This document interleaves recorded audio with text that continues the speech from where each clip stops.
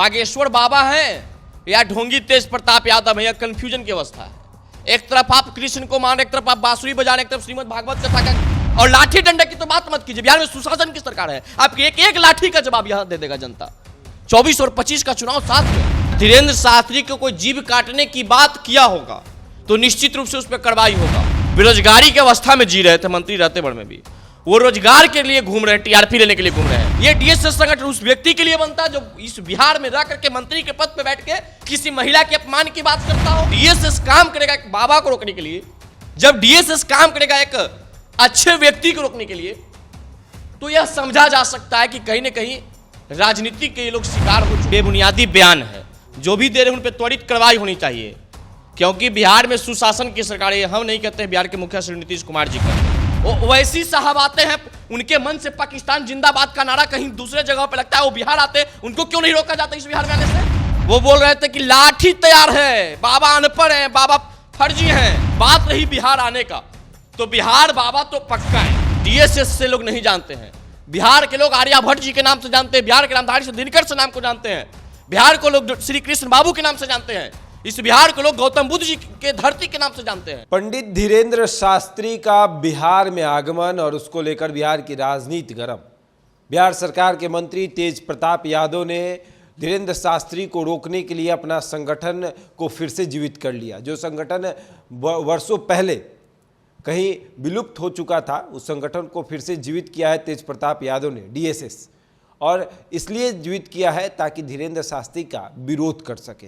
और अब विरोध इस पैमाने पर हो रहा है, कहा जा रहा है कि धीरेन्द्र शास्त्री के लिए लाठी तैयार है तो धीरेन्द्र शास्त्री का जीभ काट लेंगे। इस तरह की बातें सामने आ रही है।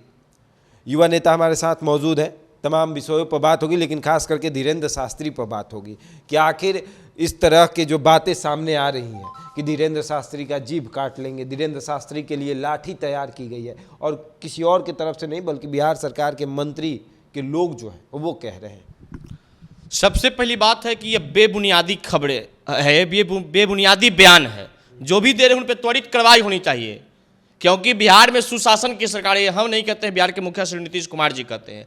और सुशासन की सरकार में ये गुंडा की तरह कोई बयान दे के चला जाए, रंगबाज की तरह कोई बात बोले, ये नीतीश कुमार जी कदापि बर्दाश्त नहीं करेंगे। हमें ऐसा मानना है, क्योंकि उनको यह कहना है कि बिहार में सुशासन, यहाँ सुशासन चलेगा। अगर धीरेन्द्र शास्त्री को कोई जीभ काटने की बात किया होगा तो निश्चित रूप से उस पर कार्रवाई होगा और उसको जेल के सलाखों के पीछे रहना चाहिए, क्योंकि धीरेन्द्र शास्त्री किसी के पार्टी के प्रवक्ता नहीं, किसी पार्टी के नेता नहीं। धीरेन्द्र शास्त्री एक धर्म के धर्मागुरु हैं और उनके मानने वाले इस राज्य और इस देश में बहुत लोग हैं। कहीं ना कहीं उनके भावनाओं पर ठेस पहुंचाने का जो काम किया जा रहा है, यह कदापि बर्दाश्त से फाजुल है। और जो मंत्री बेरोजगारी की अवस्था में जी रहे थे मंत्री रहते बड़ में भी, वो रोजगार के लिए घूम रहे हैं, टीआरपी लेने के लिए घूम रहे हैं। आप देखिएगा शशांक जी की जब जब कहीं पे यज्ञ होता है, आप वहाँ पे देखते हो कोई चाट वाला, कोई फोचका वाला, कोई आइसक्रीम वाला, कोई खिलौना वाला, कोई झुलवा वाला, कोई तरह तरह के लोग आ जाते हैं। उनकी बेरोजगारी अवस्था रहता है, खोजने चलते कहाँ मेला लगता है वही कुछ पार्टी है ना, बिहार में कुछ लोग, कुछ नेता ऐसे हैं जो खोजते चलते हैं कि टीआरपी के लिए कहाँ है। इनकी दुकान बंद रहती है, इनकी दुकान उसी समय खुलता है जब कोई बड़े बिहार में आयोजन का शुभारंभ हो। अब आयोजन का शुभारंभ हुआ, देखिए सबका अपना अपना दुकान खुल गया।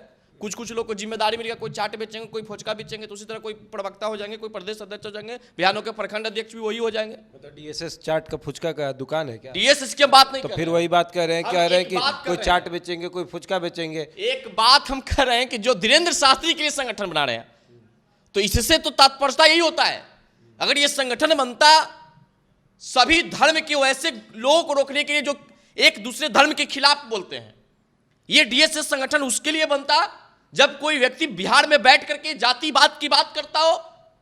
ये डीएसएस संगठन उस व्यक्ति के लिए बनता जो इस बिहार में रह करके मंत्री के पद पे बैठ के किसी महिला के अपमान की बात करता हो। डीएसएस उसके लिए काम करता तो हमें लगता है कि बिहार एक परिवर्तन की ओर बढ़ जाता। लेकिन जब डीएसएस काम करेगा एक बाबा को रोकने के लिए, जब डीएसएस काम करेगा एक अच्छे व्यक्ति को रोकने के लिए, तो यह समझा जा सकता है कि कहीं ना कहीं राजनीति के ये लोग शिकार हो चुके हैं। और तेज प्रताप यादव जी का तो हम शिकायत नहीं करेंगे धर्म के लेकर के, क्योंकि तेज प्रताप यादव से कट्टर कोई हिंदू का धर्म नेता है नहीं। वो अपने घर पे जन्माष्टमी में भी बहुत तरह के आयोजन करवाते हैं, श्रीमद् भागवत कथा का ये आयोजन करवाते हैं, उसके बाद मथुरा में जाके के बांसुरी भी बजाते हैं। तो वैसे व्यक्ति धर्म के खिलाफ नहीं बोल सकते हैं। अगर बोल रहे हैं तो उनसे पहले उनके पार्टी के प्रदेश अध्यक्ष भी इस बात को बयान को रखे हैं। और आपको पता ही है कि जगदानंद सिंह और तेज प्रताप में 36 का आंकड़ा चलता है। अब जगदा बाबू वहां के पार्टी के प्रदेश अध्यक्ष हैं, अब तेज प्रताप यादव जी नहीं बोलेंगे तो हमें तो नहीं लगता है कि 24 के लोकसभा चुनाव और 25 के विधानसभा चुनाव में तेज प्रताप यादव को कोई अहम भूमिका इन लोग देंगे। तेज प्रताप यादव को लोग इसी तरह से भाषा का प्रयोग करवाते हैं, बुलवाते हैं, ताकि लोगों की नजर में तेज प्रताप यादव खराब रहे और तेजस्वी यादव डिप्टी सीएम रहे। बात बताइए, आप कह रहे हैं कि तेज प्रताप यादव से कट्टर हिंदू कोई हो ही नहीं सकता, तो एक अगर वो धीरेन्द्र शास्त्री का विरोध कर रहे हैं तो इसके अंदर की कोई वजह तो होगी। मान लीजिए हो सकता है कि धीरेन्द्र शास्त्री वाकई में नौटंकी करते होंगे, वाकई में चमत्कार के वजह कुछ और, जैसे फेसबुक हो गया, सोशल मीडिया के माध्यम से आपकी जानकारी इकट्ठा कर लिए, उसके बाद आपका नाम ये है, आपके नाम वो है, आपके पिता का नाम ये बता दिए, तो आप उसको चमत्कार मान रहे। तेज प्रताप यादव की बात को मान लीजिए ना। कन्फ्यूजन में यह व्यवस्था आ गया है। अब ढोंगी बागेश्वर बाबा हैं या ढोंगी तेज प्रताप यादव है, यह कन्फ्यूजन की अवस्था है। एक तरफ आप कृष्ण को मान रहे, एक तरफ आप बांसुरी बजा रहे, एक तरफ श्रीमद् भागवत कथा का पाठ करवा रहे हैं। तो आप यहाँ जो श्रीमद् भागवत कथा का कथा करने आते होंगे, आप उनको हर बाबा को आप ढोंगी करें तो भी ढोंगी होंगे। हाँ, धीरेन्द्र शास्त्री जी ढोंगी कब होते? जय बजरंगबली जय श्री राम करके टोपी पहन के दाबते इफ्तार पार्टी खाते, तब वो ढोंगी कहे जा सकते थे। अब ये कह देना कि बाबा जो है फर्जी हैं, तो भैया कभी आप जज किए बाबा को, चेक किए? कभी बड़े बड़े नेशनल चैनल को हम देखे थे कि जाके बाबा के सामने नतमस्तक हो रहे थे, चेक करने गए थे, एबीपी और ये बहुत चैनल वाले गए थे, और जब आप उनके सामने ऑन कैमरा ये बात को स्वीकार रहे हैं कि हम आपको पहले से कुछ नहीं बताए हैं, आप जो बताए वही सही है, तो जब टीवी के माध्यम से हमको यह पता चलता है कि फेयर लवली लगाने से लोग उजला हो जाता है, जब टीवी के माध्यम से हमको पता चलता है कि हॉर्लिक्स पीने से बच्चा मजबूत हो जाता है, जो टीवी के माध्यम से हमको यह पता चल गया कि बाबा के अंदर चमत्कार है, तो ये कैसे हो गया इस तरह का फर्जी बात है? तो आप समझ लीजिए कि हर चीज में लोग राजनीति करना चाहते हैं।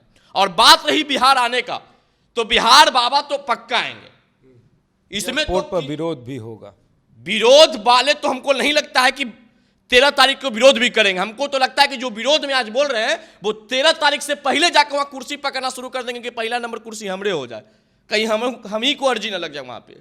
तो विरोध करने वाले लोग हमको नहीं लगता कि 13 तारीख के बाद विरोध करेंगे, नहीं करेंगे, यह पक्का वादा रहा। डीएसएस के एक नए प्रदेश अध्यक्ष बने थे, उन्होंने इतना तक कह दिया कि अगर हिंदू मुस्लिम करेंगे तो फिर लाठी खाने के लिए भी तैयार रहे।